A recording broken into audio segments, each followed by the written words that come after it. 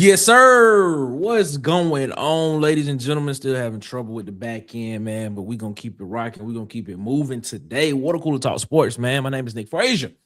One half Water Cooler Talk Sports, man. We appreciate y'all so much, man, for rocking with us here tonight, man, around the water cooler, man. Thank y'all so much for rocking with us, man. Before we get into it, I want y'all to do me a favor, man. Go subscribe to our guys on YouTube, man. Subscribe to our guy Tez at his SEC season, man. Subscribe to our guy Tight Sports, the Alabama Football Megacast, man. Our guy DC Wolf over at Auburn_Addicts TV.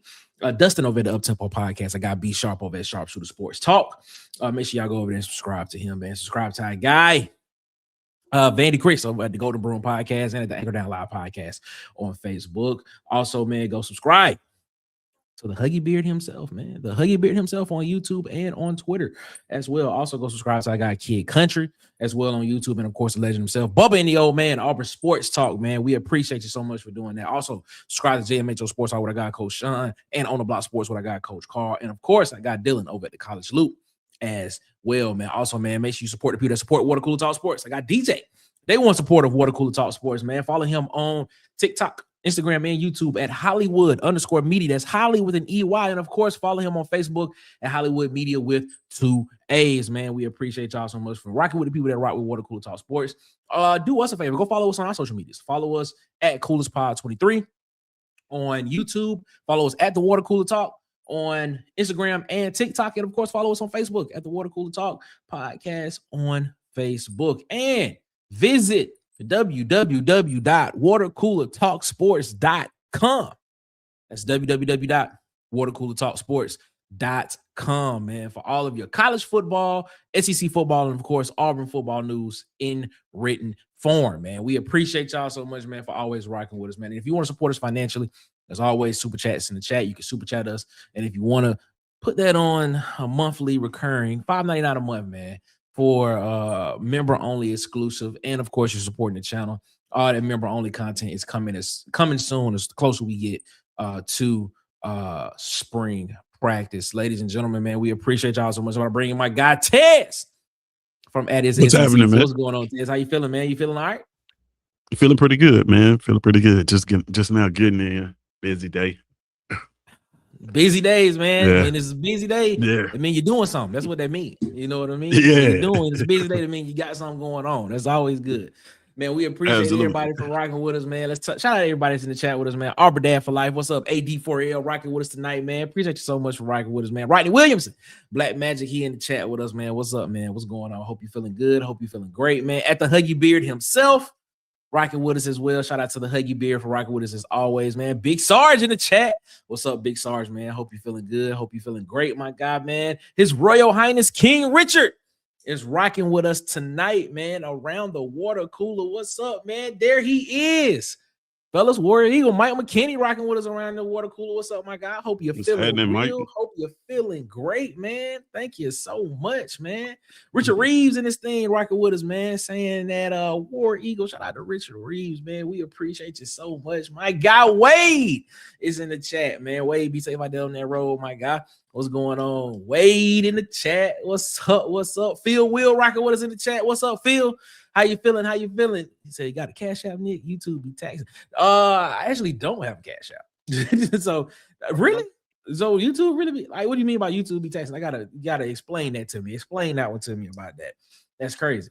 Slugged Up Durkin in this thing. What's up, Slugged Up, man? How you feeling, man? Hope you're feeling good. Hope you're feeling great. Five Adam in here rocking with us as always, man. We appreciate you so much, man, for rocking with us as well, man. Thank y'all so much, man, for rocking with us here around the water cooler, man. Like I said, we don't want to take up too much of your time. We want to I just had to put this. He said, we appreciate you lending to Hod's headband for some of the power from your headband.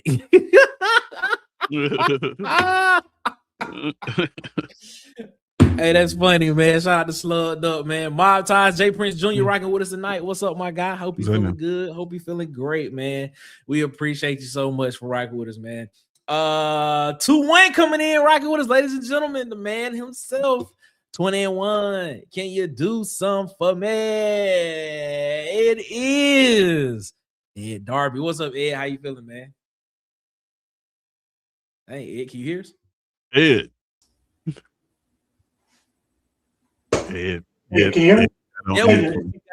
There we go. We thought you had got on Ant playing, man. Man. My minute's running out. No, it ain't after 9 o'clock yet. That's right. We you know what? Let's hurry this up because we don't want that to happen. We don't want that to happen. Shout out to Jay rocking with us in the chat, man. Hey, you TJ rocking with us. What's up, TJ, man? How you feeling, man? Hope you're feeling good. Tim the two main Taylor. What's up, my guy? Hope you're feeling good. Hope you're feeling great as always, man. We appreciate that so much, man. Let's go ahead and let's get into the content tonight, man. Like I said, I don't want to hold y'all too long. We're gonna get in, we're gonna get it out. But this should be a really good discussion, man. You can tell from the title of tonight's show, recruiting smarter, not louder. Auburn's new approach, Auburn football recruiting, man. We'll talk a little bit about Auburn football recruiting. We take it away from the on the field stuff and talk about what is it to get the guys to Auburn. Like, how does that look now? How is that different? How is that changing? And how is that different under Alex Golish and his new staff and everything, man? So we're gonna talk about that. And tonight, what we want to do is we just kind of want to navigate and kind of talk about what we've seen so far and kind of contrast what happened last offseason at this point in time to what we're seeing now at this point in time with Auburn recruiting. Now, let's just give you let's have a little bit of let's go back in time a little bit. This time last year, there were signs that Auburn recruiting was, kind of, you were optimistic, but the signs were kind of telling you like, I don't know, this is not looking too good from the simple way of just how it was being approached. I think at this time last year, I think Auburn was like ranked 40th or something like that in recruiting classes or something like that. Didn't have that many guys recruited. A lot of the top guys that you were trying to pursue in that 26 class were taking official visits other places and starting to commit somewhat around about this time to other schools is what they were starting to do. And we sit here and we saw that. And then, we had the whole debacle about, what was going on, of how Auburn was waiting until, what was it, August 1st? Auburn was waiting until August 1st to see what happens. And, all of that happens. And then we were waiting to see exactly, once this happened, then we'll start seeing guys potentially start committing and start seeing something different. Never happened. And it kind of set Auburn back a lot, especially in that 26 class with what we saw. So tonight, what we want to do is we want to talk about this new approach to Auburn and kind of see if there is a tone that has been set by the new coach of the F everyone, FE iron thing of how things are going to be going, and determine about how we are going to go ahead moving forward about recruiting. Because as you know, Auburn has 2 recruits in the 27 class right now, Trey Proctor and Donovan Moore. Donovan Moore, top in-state guy. And I have a list of guys right here that we're going to kind of try to go over tonight of guys that have already announced their official visits to Auburn, which is very promising. So before we get into it, I'm going to ask this question, and I'm going to ask you this. Are you optimistic about what you're seeing from this class? I mean, from this coaching staff as it pertains to recruiting moving forward for Auburn football? And if you're ready in the back, put your thumbs up if you let me know if you're ready in the back. He's ready in the back. Ladies and gentlemen, bring in my guy. I'll wait to get done drinking the water. Okay, there we go. Bring in my guy that tells you how he feels and doesn't care exactly how you feel about it. Ladies and gentlemen, from the Up Tempo Podcast, it is our guy, Dustin. What's up, Dustin? How you feeling, man? Fellas, talking a little recruiting. That's it. We're talking a little bit of recruiting tonight. That's what we're gonna do, man. But yeah, the question is, all right, before we get into the depths of the conversation, are you more optimistic about what you're seeing on the recruiting front this year, this early in the season from this coaching staff, than what you were seeing last year? And do you think they don't care about what the rules are supposed to be because of what is actually happening in college football? Start with Tez on this one. Okay, do they care about the rules? Do they care about the rules? Do they? Do they care about the rules? Because last offseason, we were told we were doing it the right way. We was trying to follow the rules. Right. That's how it got us. Right. Yeah. Well, first of all, I think last offseason was a science experiment. Right. That was I don't know if that was like the regularly scheduled program. Okay. Okay. Considering the circumstance of like, yeah, the coach on the hot seat and Cohen trying to I don't know what that was about. But to your question about this season, it does look granted we only have 2 recruits. Like you said, we only have 2 recruits so far for 2027. But a lot of guys are announcing their official visits. We are in a lot of guys' final number. Yep. So but it looks really intentional, I think. One of the more promising things was, of course, the Donovan Moore, which, one of the worries with Alex Golish, I think I said this before, is one of his knocks is always the caliber of talent that he can get. Like, we have this, is it stars versus is it personnel, or how do you measure dog? We have this discussion all the time.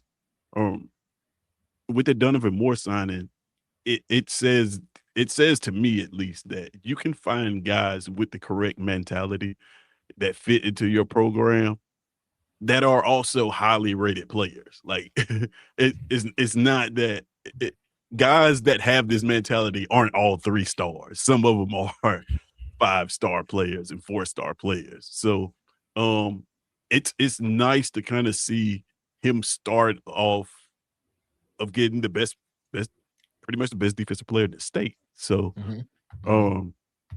that's promising. And like I said, it just feels very intentional. You can tell that he used to be a recruiting director, right?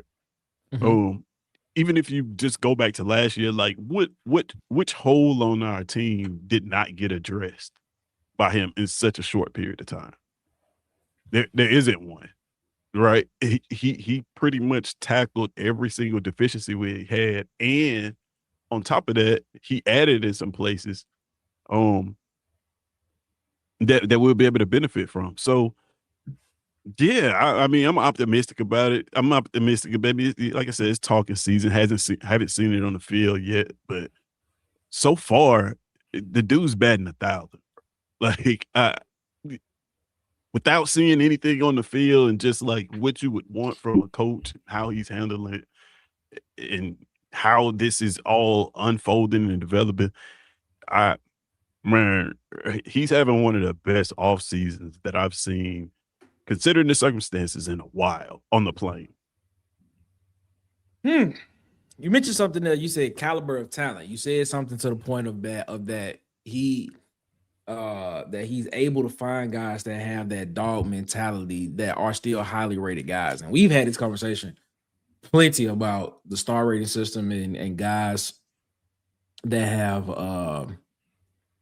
they get overlooked and things of that nature, and how sometimes highly rated guys can be, difficult to deal with most of the time. Do you, Dustin, think that he's doing a good job? Kind of piggybacking off of what Ted said. Do you think he's doing a good job at highlighting highly rated type guys that can come in and actually contribute and still have that mentality of wanting to win and not be all about the money, even though that's part of the situation now?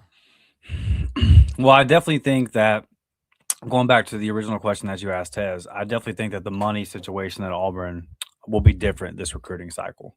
I think that, obviously Auburn tried to follow the rules, and they weren't the only one. Kind of when you like the stories about, because look, let's be honest, Hugh Freeze was an easy target for the media. If they could post something, they could chop up something he said and put it out, and they would get a lot of clicks. So when the golf stuff kind of started coming out the same time that Auburn was struggling in recruiting, it kind of made for this perfect storm. And it was right there around like SEC media days. And he kind of flipped it on his head by coming out and saying, we're going to go to the playoffs and blah, blah, blah. Or, that's the expectation and all this kind of stuff. Mm-hmm. But coming into that, it was very much, the discussion was very much so about Auburn's recruiting, the effort that's going into it, and then kind of paired with the golf jokes and all that kind of stuff. So then you get to SEC media days and everyone's talking about rev share and who's following the rules and who's not. And you had people for certain schools, like media folks, that were saying, hey, listen, our school is not following any of that because they don't think it's going to hold up and they don't think there's anybody to enforce it. Then there was other schools. Auburn wasn't the only one. They were just the easiest punching bag. But Oklahoma, Ole Miss, there were other teams that were trying to follow the rev share guidelines. I can't necessarily blame Auburn given the history of the way the school's been treated. Mm-hmm. We go back to the Cam situation, and we can do this all day, honestly. The way I can't blame them for trying to follow the rules. Now, I know of some recruitments of some guys here locally in my area that went up to Auburn. Auburn crushed the OV, and they came back and they said, "Hey, I love Auburn." And then they put out their top 3, and Auburn wasn't even in their top 3. And I checked back with some sources close to the situation. I said, what happened? They said the money conversation happened. Mm-hmm. And as much as they liked Auburn in the school and the coaches and everything that went along with it, the money was just so far off that the conversation couldn't be had. I think John Cohen was ultimately wrong. I think that he was in meetings with people of high power, the Greg Sankeys of the world, and they said, hey, these rules are going to be legit. And I think he believed with it, and he tried to do what he thought was right. Credit to him on this. They're at the end of the cycle, and it was too little too late to save the last cycle. But there was more than just a rev share that went into that. There was also a coach on the hot seat and all that kind of stuff too. So it was just a whole toxic situation. When you got to all of that, Cohen, they did pivot. The administration did pivot, and the money got back right. And in this current portal cycle, I think they undervalued a little bit at the beginning in certain positions, and there was a quick pivot there. I think that the thing I like most about Alex Golesh is, that whole situation, I think Auburn tried to do the right thing, what they thought the rules were going to be. They found out there still are no rules. It's the Wild West. To hell with it.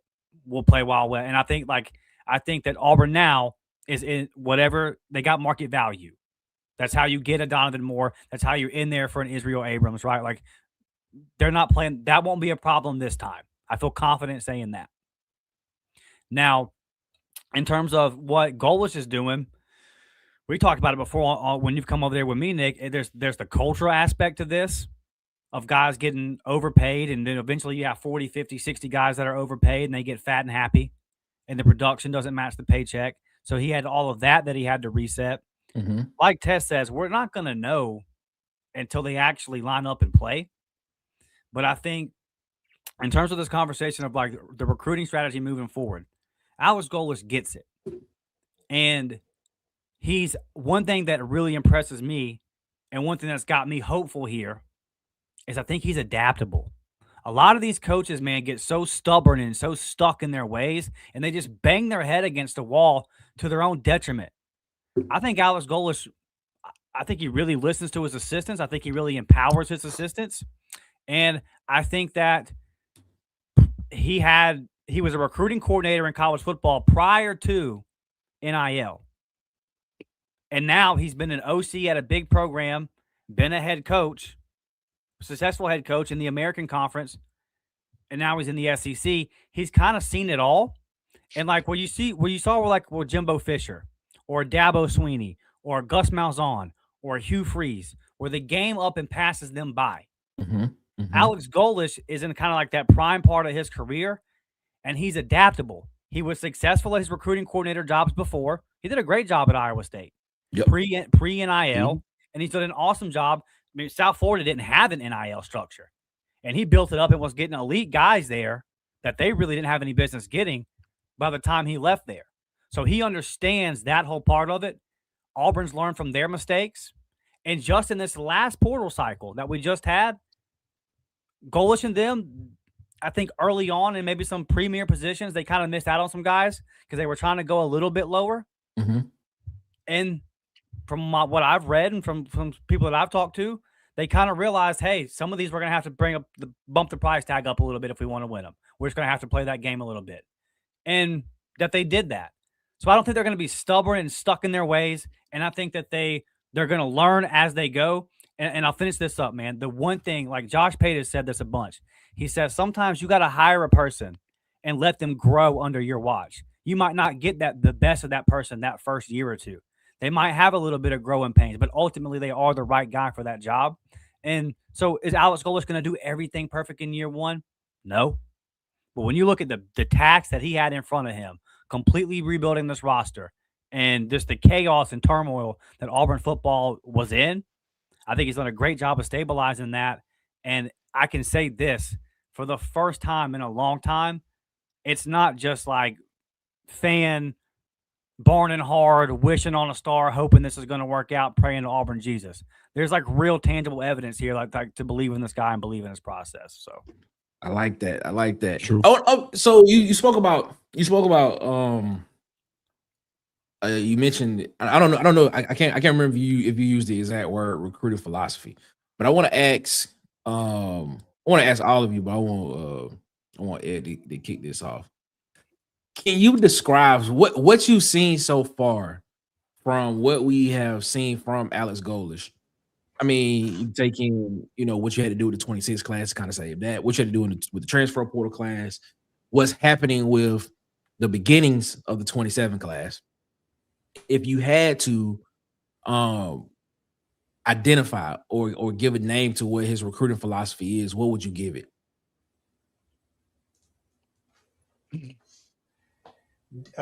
Detailed. I guess that's the word I would go with. Just like anything else that he's doing, it's almost like what he's bringing to Auburn is almost a machine. It's a whole process that's turned. The wheels are turning. They're not all turning in the same direction, but we're still working together. And you see that in recruiting, how he's talking to fan base, and then hopefully once we get to this next element, which will bring spring ball and see how practicing, how all that stuff works out. So for me, yeah, it's just they're very detailed in what they're doing. It's almost like they got the game plan book up folder and they're just running the checklist. So basically, are you saying so basically there are phases to what you're seeing, is what you're saying? Yeah, the phases, maybe some stages. But yeah, but this is what we needed after what we've had the last couple of years, is just somebody to come in here and actually put a process in and let the process work. I do agree with Dustin. We have to wait until we see it on the field. But usually, like in the corporate world, when you have somebody that's successful and they get brought into companies that are struggling, they're getting brought in for a reason, because their processes and what they do work. We just don't know how well it's going to work, but we just know that it's going to be better than 5 and 7. Yeah, that's what it should be. You know, that was like. Yeah. What's your thoughts on that, Tez? What's your thoughts on that, Tez and Dustin? Like, how would you describe what you've seen so far on the recruiting aspect, including the transfer portal? What is this, like? What, 2.5 months he's been at Auburn? Of what you've seen, how would you describe his? How would you describe his recruiting philosophy of what you've seen so far? I'm a steal one of the words that Ed said. Machine like. Machine like. It is. It seems as if he has a process. Like, there's a lot of what Ed just said. He has a process, and what's unique about it, it doesn't seem like it's so, because I think all of these guys have some sort of process to get to their end result, right? You have to be a coach. You start at A, you end at C. Well, seemingly. Okay, all right. I was just asking. Seemingly, but it's usually some sort of formula behind what you're trying to do. A plus B equals C. And what gets a lot of coaches in trouble is they aren't able to deviate from that, or they do deviate from that. One of the two, just depends on the situation. his process seems as if he's able to take that entire process and apply it on different levels to different and new ideas, right? Mm-hmm. So if he's able to change it so that not the process in general, but just he's able to take it, like I said, take it and apply it to new ideas and concepts. So if something is not working and something else is, he's able to take that process of learning or how it affects the whole, lot of what is Auburn and apply it in a different way to a different thing. And I think that's what makes him unique. So I would say machine-like, but very, very adaptable. This would be like, I don't know what, I'm trying to think of a machine to compare it to. But something with multi-uses, but goes about it the exact same way and gets the same results. Okay. I say this statement. I want y'all to tell me if y'all agree with it or not. All right. I'm gonna say this statement. Recruiting fit and retention is more important than recruiting rankings. Do you agree? Yes or no, Dustin? For the most part. I mean, I think it's like I've always viewed recruiting rankings, like your team overall ranking. I've kind of viewed it in like quads, right? So like what is the difference between the 9th class and the 12th class? Like whatever. As long as you filled your needs and you got some guys, who cares? Now, what is the difference between the 9th class and the 18th class? Probably something. There's probably a little bit of a gap there, right? So that's kind of how I've always viewed that. Just be in the ballpark, man. Like for Auburn long term, consistently, be in the top 15, top 12 range. Obviously, you want more than that, but I'm just saying that as like the floor for the recruiting. Auburn should never fall outside the top 15. Stay inside of that. Fill your needs every year. I think the portal is going to kind of put a big dent in what overall high school rankings, because like you're going to have years where you say, you know what, I only need 14 or 15 high schoolers.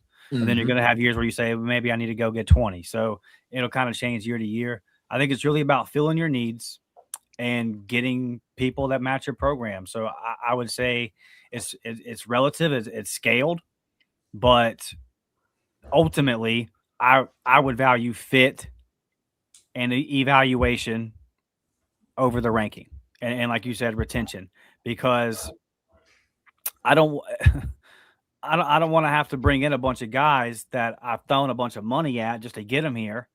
And then next year, regardless of the production, I've already backed, like whether they have production or not, I've already backed myself into a corner where they're going to want to raise because they've worked here for a year.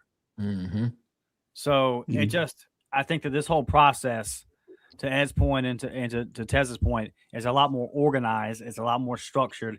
It's a lot more detailed in terms of maybe the last process was more of, hey, he's a good athlete. He's got NFL talent. He's a good player at a position we need. Do what it takes to get him in here.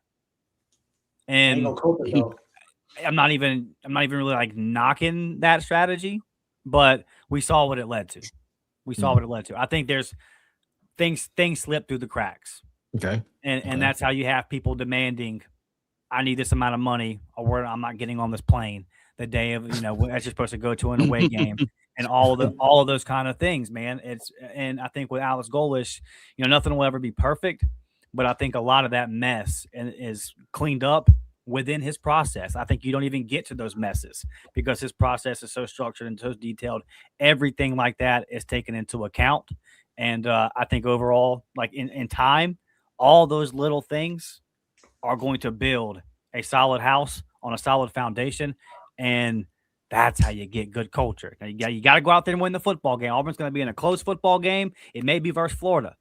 But what would it feel like? Auburn goes out, beats Baylor like they should, do what you got to do versus Southern Miss, and then you get in there with a tight ball game in the fourth quarter versus Florida, and you actually make the play this time to win the game. Imagine what that would feel like. It would feel like, okay, like here we go. So you put everything into place, and then if you actually make the play, when it's actually that time, then boom, it's takeoff. But you weren't making that play though, because of the lack of structure and the lack of detail in the recruiting and the game planning and everything else. Yeah, there we go. There we go. It shouldn't even be funny, man. But it is funny though. I'm just saying, but it is. It is. I don't remember the 2-minute timeout rule. I don't, It is. Yeah, your thoughts on that, Ed? Your thoughts on that one, yeah, Ed? for me, it's always been your fit and evaluation. Even at the Ohio States of the world and Bama's, they have those when they were great, at least at Bama and then at Ohio State. Usually, good teams usually have a process that's well ingrained, and that leads you to get better players if you win. So if you have a good process in place, the players will come because you get the W's. I think about it like back in the day in the early 2000s. You guys may not remember, but I mean, this is during the USC days, Trojans. Back in the day, Air Force was in the top 10, like playing top 10 games against Notre Dame. They recruited to fit. They didn't have top 25, top 30, 40 classes, but somehow they were in the top 10 because they recruited what they needed. So you don't know how they see it anymore because everybody pretty much runs the same kind of offenses now. We don't have the options offense and the West Coast. We just have elements of those offenses built into the spread now. So, but yeah, it's always been about fit and evaluation and this new money thing in. You got to add that in as an extra element that you're gonna have to pay some for some players. But yeah, just for me, fit. Recruiting rankings don't mean anything. Go ahead, Tez, before we move to the next part. If you have any thoughts on it, if you have any. Well, yeah, I am a defender of recruiting rankings. Oh God. but not to the degree that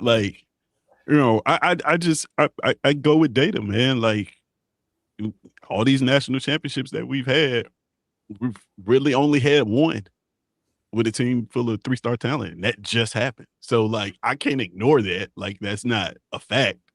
But I'll say this to your question: team building right now for us, yes, fit and all that is of super importance because you're building a roster. You're having to construct something. With a lot of other teams, they're having to maintain something, right?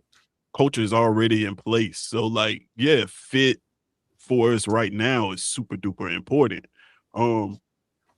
Once you have a culture in place, then maybe you can reach for players based on talent, the most talented player. Like, for example, Ohio State getting Jeremiah Smith. I don't think they were worried about fit, right? He was an NFL player coming to play college football, right? But because he pretty much was a player who's so good, he probably fits in everything. Right. It's not a scheme that wouldn't welcome a Jeremiah Smith, but they probably didn't spend 2 seconds worried about whether he would fit in our offense or not. But they afforded that because the coach was already placed, coming off a national championship. They have talent in the building. We're not at that right now. Right. So when we go out like last year and just reach for these great players and they don't fit or they don't have the mentality or our structure is so broken that it can't even establish a mentality within these kids, then all of a sudden, like you can't build on that, right? That's not a foundation. It's what we saw, 5 games. And then turn around when it hits the fan, all those players, they go elsewhere for money, right? So yeah, so that's kind of how I feel about it. It's like in this stage right here where we at, fit is super duper duper important. If I had to give it a percentage, I'd say 100 right now. But as you build a culture and a roster, you can have fit lay at about 70% and go get 30% of just pure talent if you want to. Ohio State has fit. I mean, they have some fit that they can't take whatever player. Sure. Because Ohio State's the one team I wish Auburn could get like in the quarterback position because Ohio State has known what they have been for like 20 years now. And they don't go out there and go get some pocket passing quarterback. They have had an athletic quarterback each and every year since Terrell Pryor. Like it's been a while, but they have a certain type of players that they do want. But I mean, but they have to pick a litter. That is true. Right. That is true.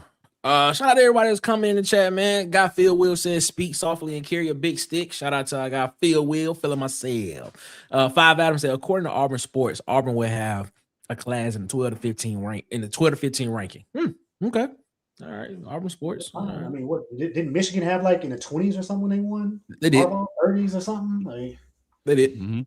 Auburn Dad for Life, man. AD4 is winning on the field and evaluate, Tez. That's what it is. Phil will come back and say, man, evaluation might be his best attribute. Talking about one young Alex Golish. Is who he's talking about. 5 Adams said, man, Donovan Moore was an Auburn lean since freshman year in high school. Shout out to Donovan Moore, man. Huey Town. We spoke about that not this past Sunday, but Sunday before last. And then for that to actually happen literally in that same week was big for Auburn. Number 1 player in the state, which is great. Still got to close. You're right. Even though he's committed, you still got to close. You're right. Still got to close the deal. King Richard said, man, AG recruiting reminds me of Tommy Tuberville's way. Not so much of star rankings, but more about what they can be. I think he's going to get the stars. Okay. All right. I mean, he got the number 1 player in the state. I think he was a 4-star. And Donovan Moore. Right. So yeah, he's still gonna get the 3 stars or whatever, but he's gonna get stars. Okay. I like it. Bobby Spence. What's up, Bobby Spence, man? He said, I'm glad he's getting larger running backs. Hey, I think a lot of people are excited about that. Jay Prince Jr. Mob Ties. He said AG has adapted very quickly to the AU culture. He's adapted to the AU culture. I think AU's adapting to him. That's the reason why. That's a great statement. That's the reason why I said that. I was like, I think the only disagreement I have with that statement is I think AG has brought in the coach and people are adapting to him. That's the reason why I said that. He's moving like a man on a mission. Would have literally been scared to even say F everybody. Yes, exactly. Yeah, exactly. Well, we know the last one would have said it. No, he wouldn't have said it. Hey, Dustin, what did he say, Dustin? You know, we don't hate anybody. We don't hate nobody. That's what he said. First game versus Georgia. What do you know about this rivalry? Have you learned anything? Have you read anything this week to try to catch up on it? Do you understand the hate between Auburn and Georgia? Well, I don't want the young men I coach to hate anybody. Oh, wow. We were cooked. So you saying we were cooked. Yeah, we was done. Going up against Kirby Smart. Hugh Freeze is not like that guy, the coach on Unnecessary Roughness, where he cusses out the whole team and then let us pray. I know that dude. I know what you're talking about. Phil Will said depth is the name of the game. Yes, we do need that. We do need depth in this league, man. We do need it. That is very true. We do need the depth. It's something that all we need. Shout out to Susan Scales. What's up, Miss Susan? I had to look it up, man, because I needed to know what the chemical element for BE would be. It's beryllium. Yeah, that's what Hughes would have said. Bump everybody. Oh man, that's crazy. Bull crud. Everybody. I don't know if people remember bull crud, bro. That's the funniest thing. I was like, all right. Shout out to Teresa. War Eagle to you, Teresa, man. We appreciate you so much. What time do we tee off?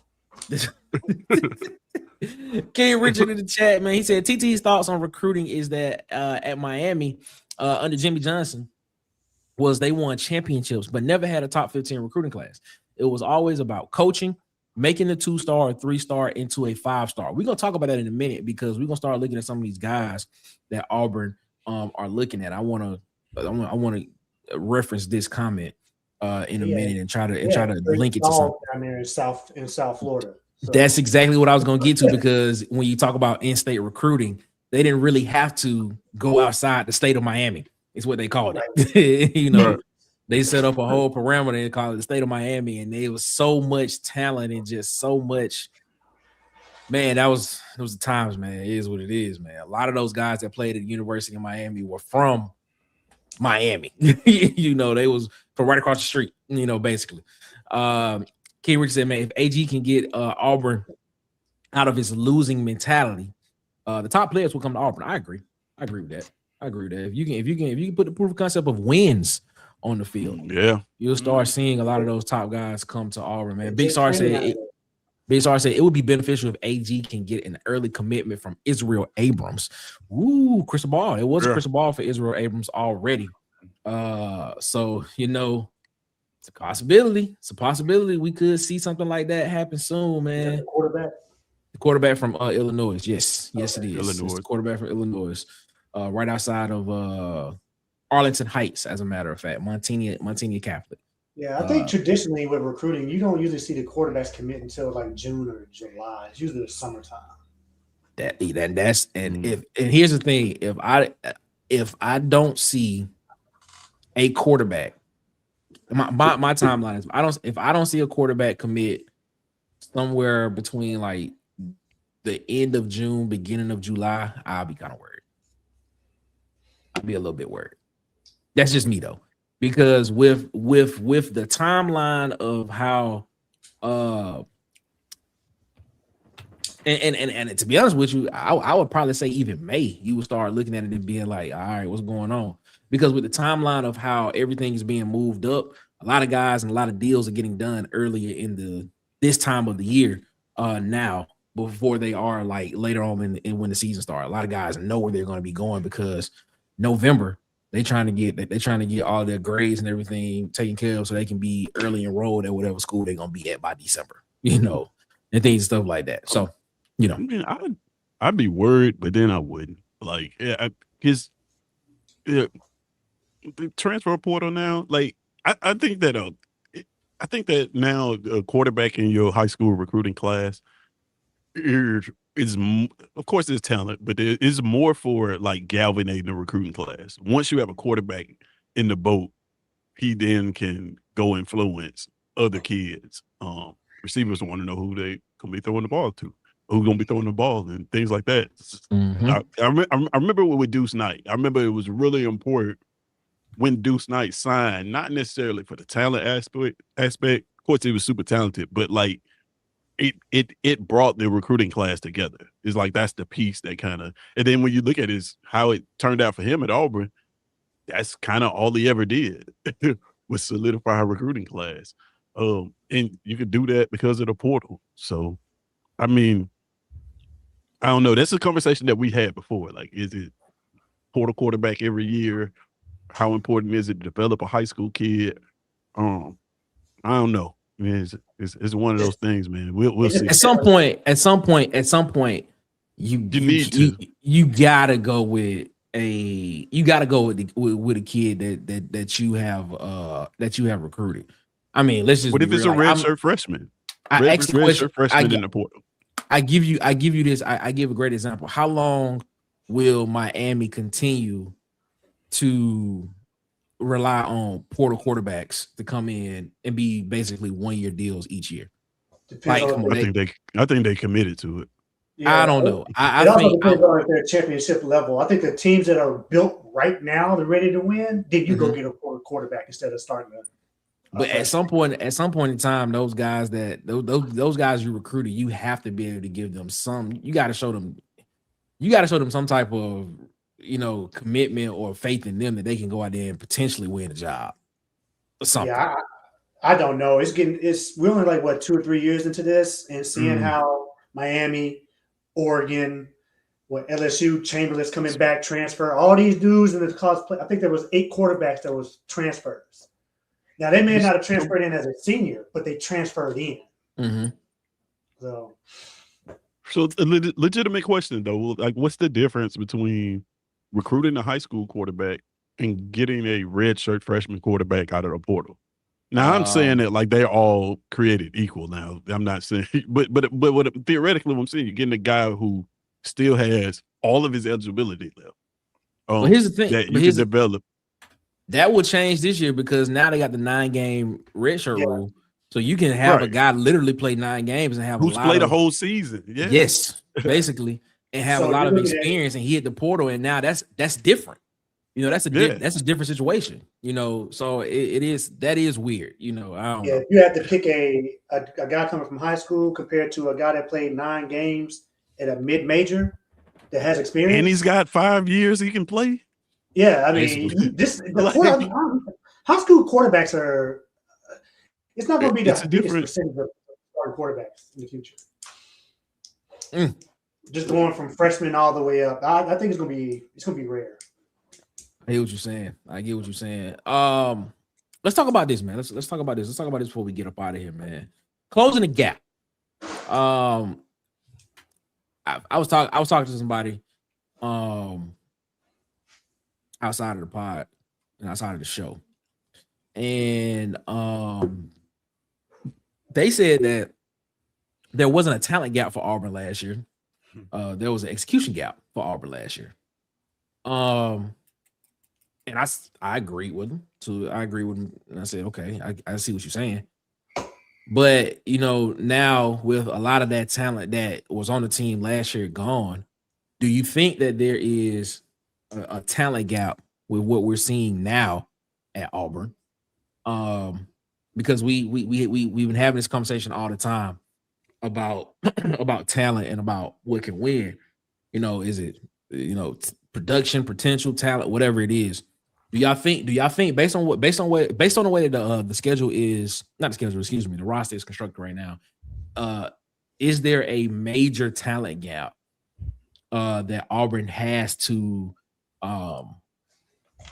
somewhat close to be able to compete with the SEC, within the next 2 years?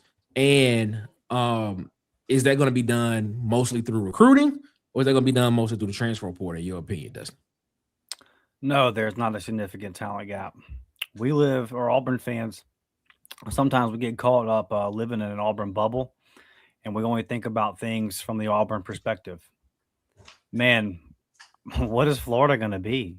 Right. Like, I mean, you start going down and that's not just Florida. That's just an example I'm using. You start going down Auburn's schedule.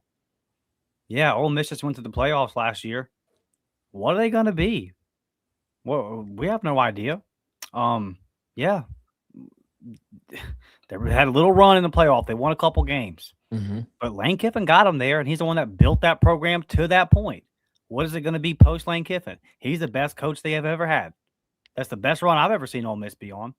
Start going down the list. LSU on paper, yeah, looks great. Bunch of money on portal guys, blah, blah, blah. You got no idea if that's going to mesh and work. Mississippi State, Arkansas, Baylor. Like, yeah, there's not a significant talent gap. There's some. Oh, there's a talent gap with Georgia right now. There's a talent gap with Alabama a little bit. Yeah, okay. I can argue that. I can argue both of those schools. Yeah, but it's not. But it's not.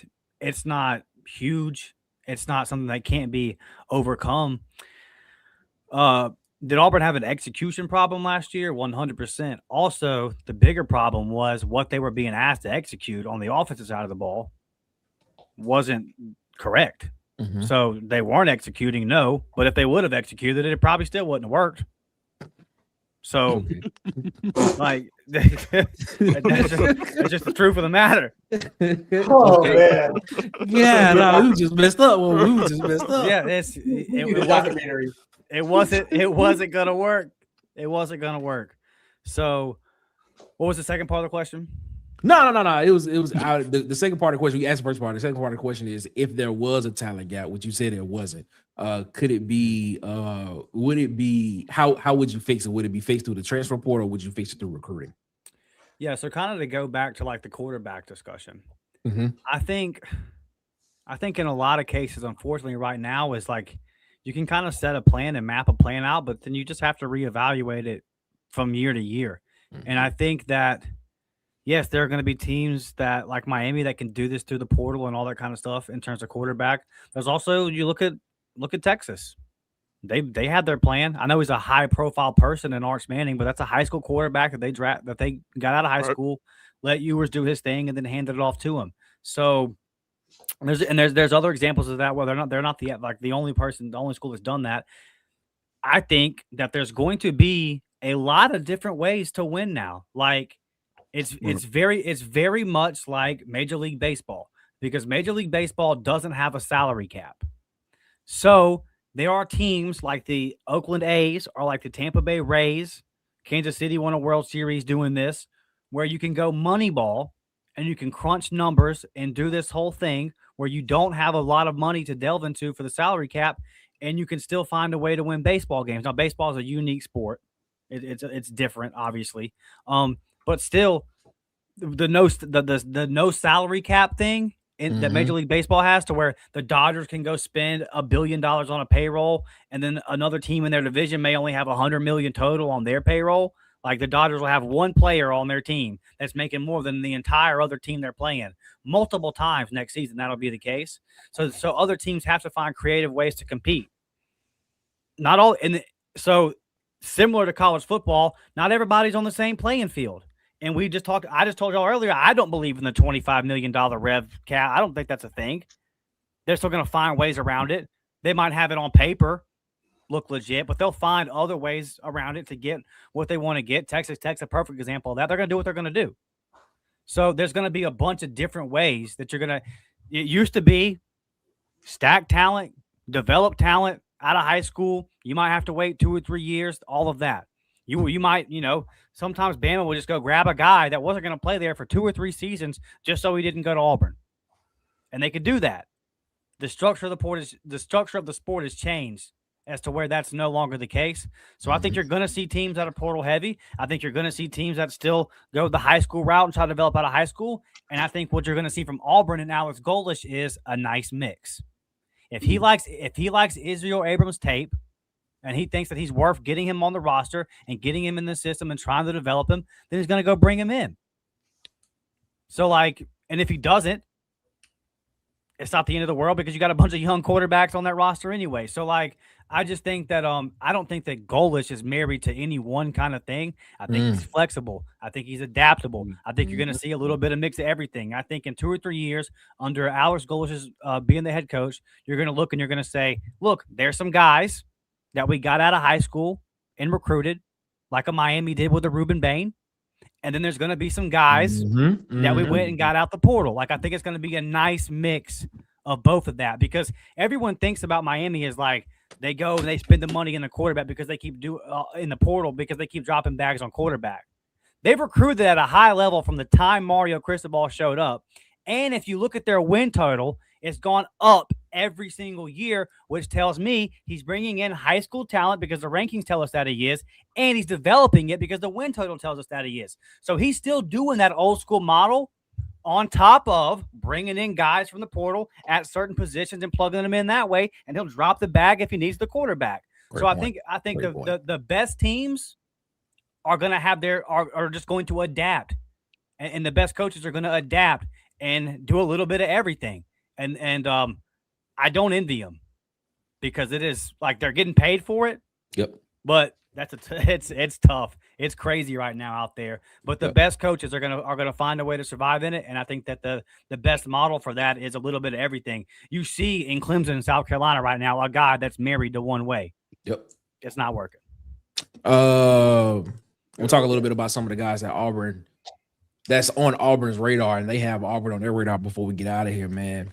I believe every single guy that I'm going to name has Auburn either in their top 10, top 8, top 5, top 2, top whatever. You look at a guy, you've heard Israel Abrams, quarterback, 4-star out of Arlington Heights, Illinois. You have quarterback Andre Adams out of Antioch, Tennessee, on that list as well. You look at offensive lineman Reed Ramsey. He has an official visit to Auburn. You look at offensive lineman Keon Hempfield Woods. He has an official visit already set to Auburn.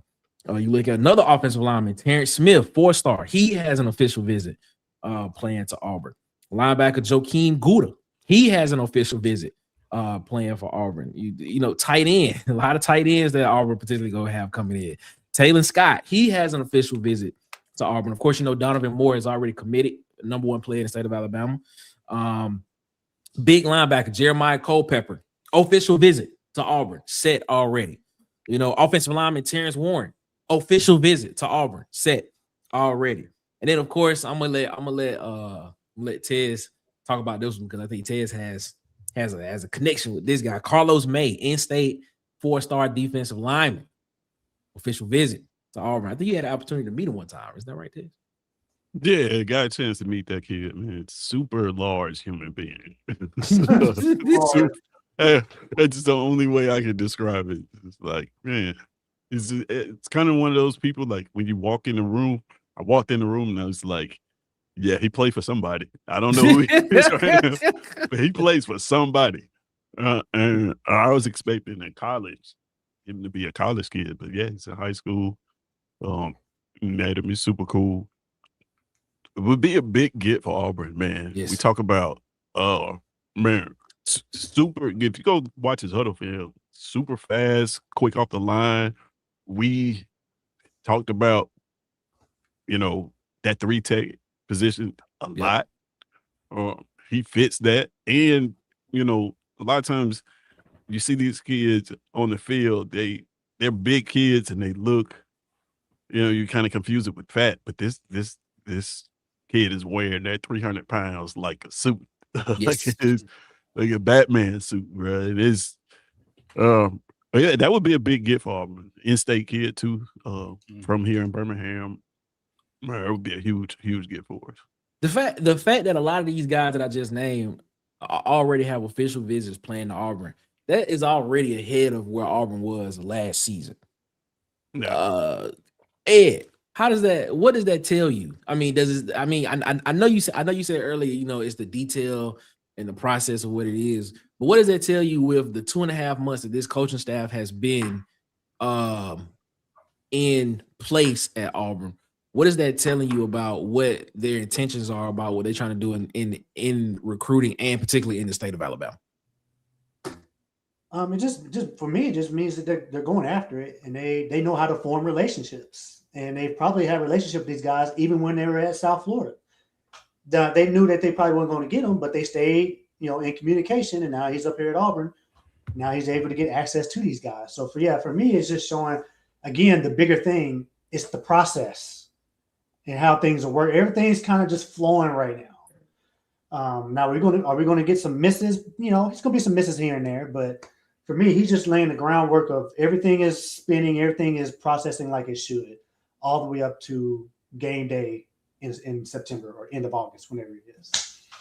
You spoke about misses because there were some guys that Auburn wanted to hit on in this portal cycle. I can't pronounce I think is it Shabla? I can't pronounce his last name. The guard that was from Ohio State that Auburn was targeting in the portal. There was some other, line of scrimmage type guys. And like I said, if y'all don't know, we can talk line of scrimmage, offensive and defensive line over here all day, every day. And I would not get tired of it. I would. Y'all probably would, but I would not get tired of it. I love it. I can talk about it all day. But do you think that, missing on those type of guys was more of the fact that they just haven't seen Golish do it yet as the head guy, or because they don't believe in Golish, or they don't believe in what is actually being or they don't actually believe in what's being said? I'm of the fact that I believe they just haven't seen him do it, and they just want to go probably to what's considered to be a more stable situation than not believing in what Golish is selling them. What are y'all thoughts on that? Because let me ask it. What are y'all thoughts on that? Because I think that once Golish started winning, I think that changes in the future, if that makes sense. What are y'all thoughts on that? 100%, man. 100%. Like, I think that what you said, it's a result of we're 5-win football team. You got to think about it, man. You're in the portal, you're picking teams, you got offers from schools that are going upward, and you're gonna go to it's tough. That's why I am like, the job that he was able to do was so great with the portal and getting there in the last minute to pull this thing together, because bro, we're a 5-win football team. And not only that, not only were we a 5-win football team, we had a whole storyline behind it. Right? Like we were a 5-win football team on display. It wasn't like we just snuck the 5 wins. Like, no, this was like number one trending topic every week. We had a coach that was rather golf and all kinds of, we had all kinds of things going on, man. And when you add that, these players see that, like, nah, man, I'm not gonna go down there with that. He's gonna have to prove that he can change that culture down there before he can get a player of my caliber. So when he does that, and to your point, and wins, those players won't have that. And we can't pretend like negative recruiting doesn't happen, right? Well, we're probably the easiest school on their list to negative recruit. Like, you want to go to Auburn? Really? Yeah. I know they got a new coach, but bro, look at the last 5 years. So, yeah, I think he's got to. He is tasked with not only changing the culture in the locker room, but changing the culture of the fan base and changing the narrative of the program. That's going to take wins, proof of concept on the field. And if he's doing this well under these conditions, if he's able to do that, the sky's the limit for what this guy can do in terms of getting talent in the building. Those OV visits you were talking about, are those scheduled during the season, or are they coming in the summer? Coming in the summer. The summer? Yeah. This is why I'll go back to the show you did last week or 2 weeks ago. This is why I think the first game with Baylor is so important. Okay. Because if you can get these visits in and then come out with a bang that first week, now you got the momentum going from jump. So that's how I feel about it. But yeah, it's a little bit like what Ted said. It's a little bit of all of it. So I'm gonna say this. I'm gonna leave. We're gonna leave on this thought process right here. Auburn doesn't need to win every recruiting headline, in my opinion. That's just me. I don't think they need to win every recruiting headline, but it needs to win the right battles, the right recruiting battles, in my opinion. Now, people can argue what the right recruiting battles are. I'm pretty sure everybody will have a different thought about that, and things of that nature. But whether it's, in the portal, whether it's in state, whether it's, just national recruiting, or even if it's just trying to retain your own roster, they need to win the right recruiting battles, in my opinion. But we've been throwing this word process around a lot, and, everybody knows how I feel about Golish and, the process and the detail drivenness that he has. And I'll tell you this, if the process is right, which it seems like it has been, so far, if the process is right, Ted's talked about, he's a defender of rankings. I tell you this, the rankings will follow, in my opinion. That's how I look at it. Fellas, this has been a great conversation, man. We appreciate y'all so much for joining us. Ed, what you got to say to people before we get up out of here, my guy? Hey, man, have a good week out there. We're getting close to spring practice. We'll be there shortly. And, keep losing how you're losing. Stay crank. Oh, man. Spring practice start March 17th, man. Literally, I think we're about, that is 3 weeks away, if I'm not mistaken, or something like that. 3 weeks. Next week, we got to that. It's 4 weeks away. Roughly about a month. About a month away before we get for the first day of spring practice. So we'll be looking at that, man. So shout out to Mr. 21, Ed Darby. Dustin, what you got to say to people before we get up out of here, my guy? I'm so ready for spring practice, dude. Go follow us over at the Uptempo Podcast. We're right here at 3,000 subs. If a couple of y'all from this show that aren't subbed, go over there and do it. You'll probably get us there. Warport Gaming Channel, go check me out over there. Subscribe over there as well. Have a good week out there. Stay safe. It's War Damn Eagle forever. Jesus loves you. As always. Hey, Justin gonna put on pads, man. He gonna put the pads on. Hey, y'all gotta go watch the show yesterday, man, because Dustin had one of the greatest. Man, it was great, bro. The fact that he remembered. Man. It's gonna be hard to beat the Piggly Wiggly episode. I don't know. The Piggly Wiggly episodes is great. The Dollar General episodes are great. The one when he said about, what was it? That's what he said. You go to the store or something like that. It's about the boosters. Yes, yeah. It's about everybody always blaming the boosters. Everybody wanted to blame the big bad boosters, and my whole thing is the boosters just drop bags on Auburn's last roster. Okay, so if I give you the money to go to the grocery store, or you give me the money to go to the grocery store, right? Yes. I come back with all the groceries and the meal still sucks. Don't get mad at me. That was great.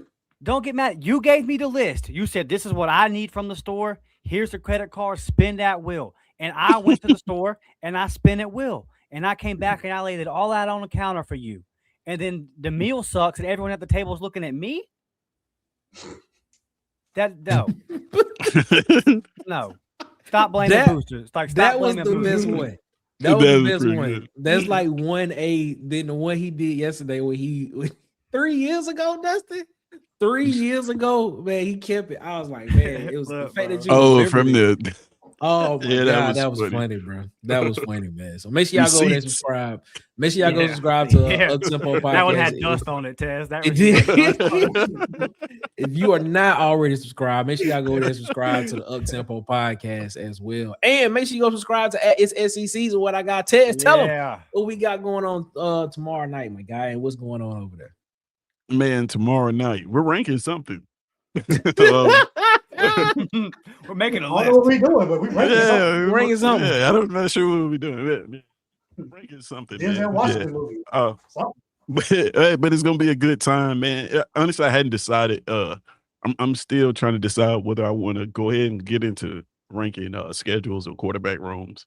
One of the two we'll do tomorrow. So go ahead, if you're not subscribed, go over there and subscribe, man. That way you can participate in the conversation. And don't forget, Thursday, 10:30 to 12, lunch breaks, SEC season lunch breaks, filling up your lunch break. And be prepared to tell us what you're having for lunch, man. Don't come to lunch breaks with no lunch. Just don't do it. Don't come to lunch breaks with a Capri Sun and some fruit snacks. That might be all I can We need afford. meals. What's going on, We need meals for lunch, man. If you can get Capri Suns and fruit snacks, you can get bread and ham. Exactly. Sounds like a Lunchable to me. Be responsible, man. Make sure y'all check out Tez, man. Tez, Tuesdays 6:30, 6:45 p.m. Yeah. We be going live. We go live over there. We always ranking something, have a great conversation, and then make sure that y'all are locking in with lunch breaks on Thursdays, 10:30 a.m. Central Time to 12 noon Central Time on Thursdays, man. I'm telling you, it's a great show, man. So make sure y'all go over there and y'all check that out. And make sure y'all subscribe to It's SEC Season, man. Do us a favor, man. Thanks. I'm going to keep pubbing this because I want y'all to do this for me, man. I'm trying to get this thing to blow up. www.watercoolertalksports.com. As always, man, please make sure y'all go over there. Check it out, man. Check it out. I know the updates be coming a little bit slower during the week, but trust me, once I get past this little 20-page paper that I'm writing for school, it will start getting updated a little bit more regularly. But that sounds like fun. It is. It actually is. I'm gonna tell you what the paper is about. So it is my legal issues class in sports, and we were charged with picking a current sport legal case, and we have to research the issues for it, and why it's important to the facts of it and all type of stuff like that. So we have to do all of that. And then the research class, we had to come up with a thesis project, and my thesis is basically trying to figure out fan engagement between traditional media and digital platform media. So I'm out here doing a lot of research. So if that's the reason why you haven't seen a lot of those pre-recorded videos last week, you won't see them this week either. You may see them next week, but been a lot of work that I got to do during the day. So it is what it is. Did you pick Trinidad Chandler's? No, I picked House versus I picked House versus NCAA, and the Ed O'Bannon case is actually one of the cases that I am referring to in the paper. Ed. So as like the launching point to where we are now. So it is what it is. But no, it's actually pretty interesting because I'm learning a lot that I didn't know about House versus NCAA. Like we learned a lot of surface level stuff about it, but now when you have to research the part of it, you actually started learning like the fact that the dude that is overweight was a swimmer at Arizona State, that this thing actually started off with, and how it to where it is now. It's just crazy. It's a lot. But yeah, man. We'll get back to our regular schedule program in the next coming weeks once we get those two things out the way. Got like 2.5 more weeks left, and I'll be done with those two, and we'll be good to go. But man, that's it, man. So please make sure that you hit us up, www.watercooltalksports.com, man. We appreciate y'all so much for that as well, man. And of course, man, we'll be back Wednesday, 8 p.m. Eastern, 7 p.m. Central, man. We'll be back around the water cooler, and we'll be talking some more football, talking some more college football, some more Auburn football, man. We appreciate y'all so much for rocking with us here around the water cooler as always. As always, man, y'all have a good one. Better yet, y'all have a great one, man. Y'all be blessed. Make sure y'all give the man upstairs above his because he deserves all the praise and all the glory. Yes, he does, man. Yes, he does. And until Wednesday, 8 p.m. Eastern, 7 p.m. Central, we'll see you back around the water cooler. As always, one love. We out, man.